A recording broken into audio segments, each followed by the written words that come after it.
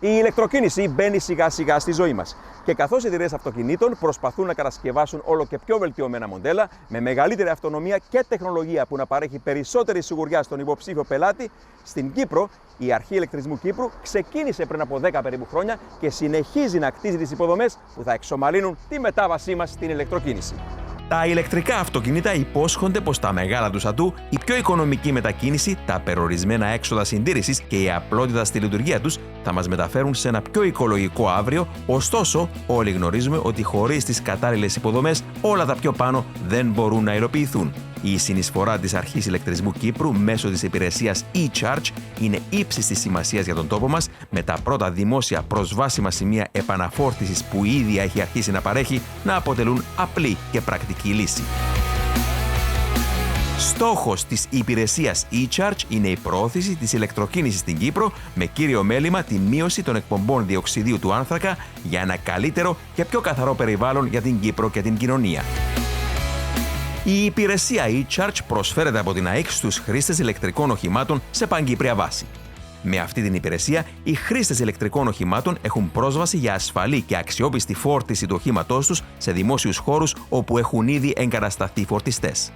Συγκεκριμένα, στην Κύπρο υπάρχουν αυτή τη στιγμή 32 σημεία φόρτισης της υπηρεσίας e-Charge, με την ΑΕΚ να έχει προσχεδιάσει το μέλλον, καθώς ο αριθμός των σταθμών φόρτισης θα αυξάνεται βάσει των αναγκών των πελατών της, με πλάνο αναβάθμισης και ανάπτυξης του δικτύου. Η ΑΕΚ έχει επιλέξει με προσοχή τα σημεία για την εγκατάσταση των φορτιστών της, είτε αυτοί βρίσκονται εντός πόλεως, παρέχοντας διευκολύνσεις για όσους μετακινούνται προς τη δουλειά ή προς το σπίτι, είτε εκτός πόλεως, καλύπτοντας τις διαδρομές προς και από Λάρνακα, Λεμεσό, Τρόοδος, Πάφο, Πόλη Χρυσοχούς και Ελεύθερη Αμόχωστο. Από τους 32 σταθμούς φόρτισης της ΑΕΚ, οι 30 είναι ημιταχείας φόρτισης δυναμικότητας 22 kW AC, ενώ στην περίπτωση του σταθμού Λεωφορείων της Αλάμπρας, κοντά στην αερογέφυρα και στην έξοδο Σκαρίνου, υπάρχουν 2 ταχυφορτιστές δυναμικότητας 50 kW DC. Στον καθένα από τους 32 σταθμούς φόρτισης της ΑΕΚ υπάρχουν 2 ρευματολήπτες φόρτισης, όπου μπορούν να εξυπηρετηθούν ταυτόχρονα 2 οχήματα.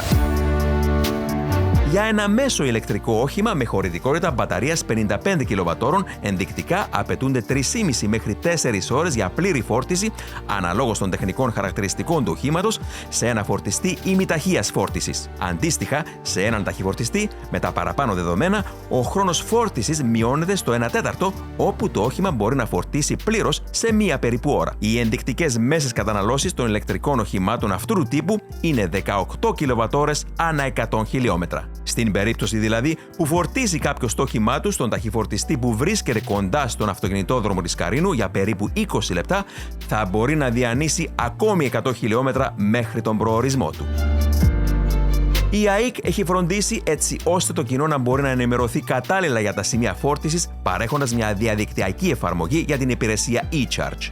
Μέσω του web application της ΑΕΚ, οι χρήστες μπορούν να εντοπίσουν τους διαθέσιμους και πιο κοντινούς σταθμούς φόρτισης, έχοντας επιπλέον πρόσβαση σε άλλες χρήσιμες πληροφορίες. Οι χρήστες μπορούν να εντοπίσουν με ευκολία τον κατάλληλο φορτιστή για το αυτοκίνητό τους και στη συνέχεια να οδηγηθούν στο πλησιέστερο διαθέσιμο σημείο, ακολουθώντας απλά βήματα στο κινητό τους.